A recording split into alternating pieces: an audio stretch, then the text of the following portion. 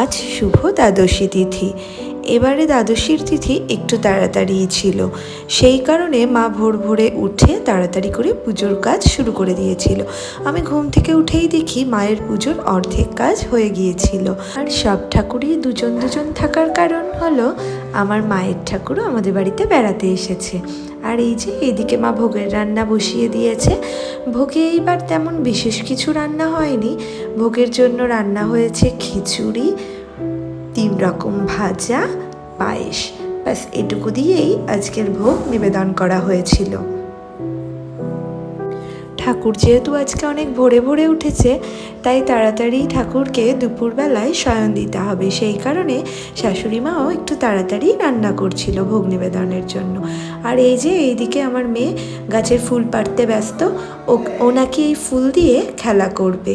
খেলা তো করবেই না, ফুলগুলো নিয়ে ছড়িয়ে রেখে দেবে। আর এরই মধ্যে চলে এসেছে ওর সব থেকে পছন্দের মানুষ আখের রস দাদু।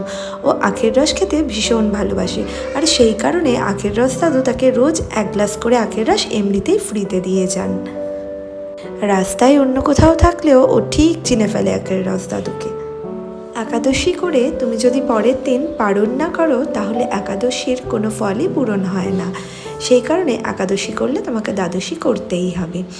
আর এই যে আমি আমার বরমশাইয়ের জন্য একটু আলাদা করে তুলে রাখলাম, কারণ তিনি ঠান্ডা খিচুড়ি খান না, তাই তার জন্য আলাদা করে একটু রেখে দিলাম হটফটে ভরে।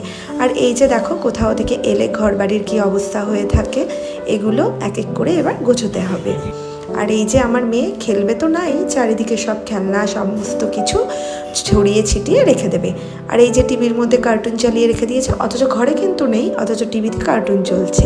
তুমি যেই টিভিটা ঘোরাতে যাবে সেই দৌড়ে চলে আসবে। শাশুড়ি মা ওইদিকে পুজোর ভোগ নিবেদন করে দিয়েছেন আর পুজো শুরু করে দিয়েছেন। ভোগ যাই হোক না কেন, তার স্বাদ কিন্তু অতুলনীয় হয়, সেটা যাই হোক না কেন। আর এইদিকে এই যে ঠাম্মির সাথে দাঁড়িয়ে দাঁড়িয়ে পুজো করছে। আমার শাশুড়ি মা কিন্তু 3 বেলাই পুজো দেওয়ার সময় ঠাকুরের গান করে পুজো দেন, শুনতে বেশ ভালো লাগে। আর এই যে এখন প্রসাদ খাবার পালা, পুজো সম্পূর্ণ হয়ে গেছে, এখন প্রসাদ খাবো। বসে পড়েছেন উনি প্রসাদ খেতে। আর এই যে আমাদের পাশের বাড়ির আন্টি, শাশুড়ি মা আর আমরা দুজন মিলে প্রসাদ খেতে বসে পড়েছি।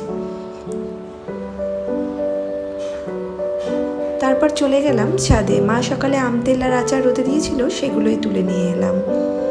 আমার সারাটা দিন এভাবেই কাটলো, আর তার একটা ছোট্ট অংশ তোমাদের সাথে শেয়ার করলাম।